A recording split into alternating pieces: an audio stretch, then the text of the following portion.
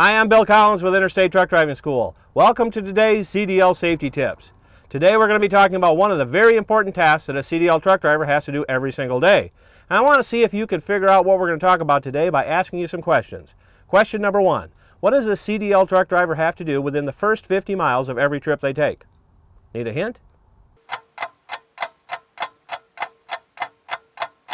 Next question, what does a CDL truck driver have to do every 150 miles? Need a hint?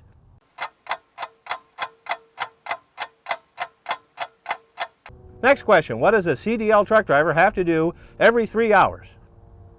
Need another hint?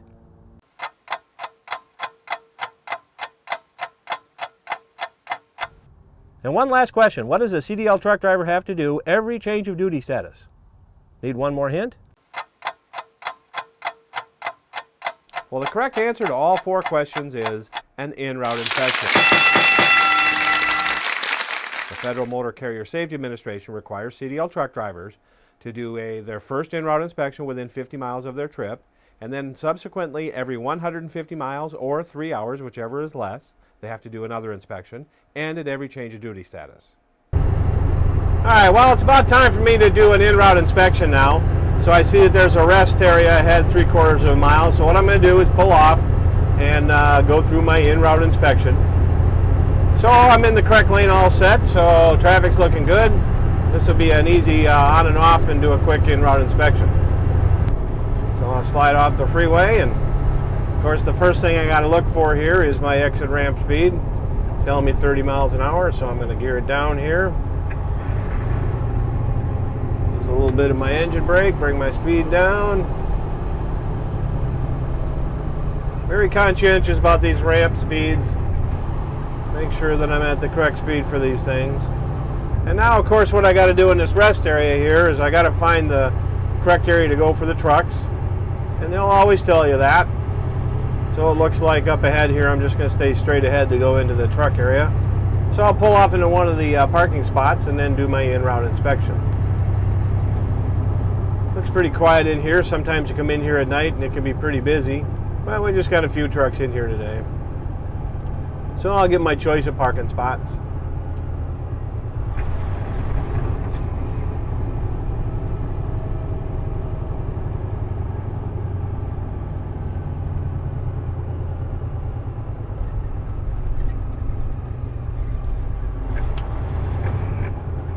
So this is a real typical rest stop here.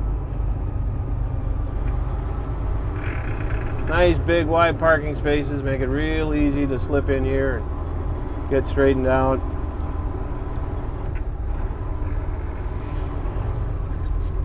So what I'm going to do is I'm going to leave my truck running. I'm going to put my lights on, my four-way flashers, and now what I'm going to do is I'm going to get out and just walk around my truck and do my en-route inspection. So come outside and I'll show you how it's done.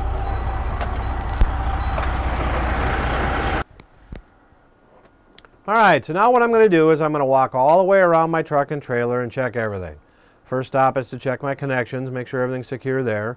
And now what I'm doing is I'm using my infrared heat gun to check to make sure that nothing's overheated. I check my tires and my hubs.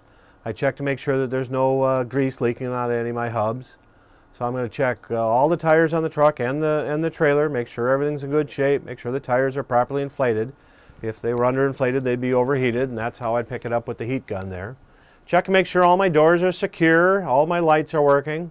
I think this is good exercise too, as I go around the truck and bend over and stoop and get some fresh air. This is a good stretching exercise, which I think is good for a driver going over the road for hours and hours at a time. So continuing to check all the way around. Now since we haul race trucks in this car hauler, I've got to go inside here and check my race trucks up on top. That's where we keep them up in this hauler. And I'm going to check my straps, make sure everything's still secure, check and make sure everything's still tight.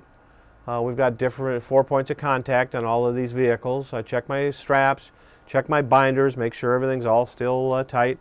We carry toolboxes down in the lower compartment, so I'm going to check them. Here I'm checking one of the air tanks, make sure that the ratchets are tight. Nothing's shifted, nothing moved en route. So coming out using my 3 points of contact, make sure I've got that door closed good and tight, and continue to walk around the truck and check the lights, Again, checking all the wheels, checking all the hubs. Coming around the front here, I'm going to check for leaks, look underneath the vehicle, make sure nothing's dripping. That's why I left the truck running. I also use my sense of smell to tell if any coolant is leaking or any petroleum products are leaking. So now one final jump back up into the truck, a little bit more exercise, and get myself situated, get my seatbelt on, and now I'm ready to continue on my trip safe and sound and everything's in good shape.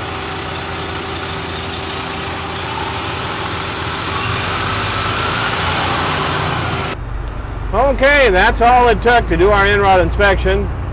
Just a quick walk around and check everything. Now all these other truck drivers are supposed to be doing the same thing. To be honest with you, I don't see any of them doing it. I see them doing a whole bunch of other stuff, but I don't see them walking around their trucks and checking them like they're supposed to. So now we're going to get back on the road and continue our trip.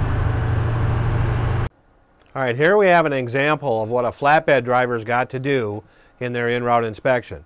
Now this is terribly important with this equipment on this flatbed trailer, secured with chains, binders, and straps. So the driver's got to put on his gloves and go around and make sure nothing's shifted, make sure that all of the straps and chains and binders are secure to make sure nothing's going to fall off of this truck. This is a real safety issue so that nobody finds themselves in harm's way. Now you don't have to log an inspection in your logbook unless you want to or unless the company that you work for is asking you to. The federal government does not require an in-route inspection be logged in a driver's log, but the federal government does allow it to be noted. So either way, whatever works best for you, keep in mind that the 6 minutes or so that you're going to do an in-route inspection, that's 6 minutes of on-duty time where you're not driving.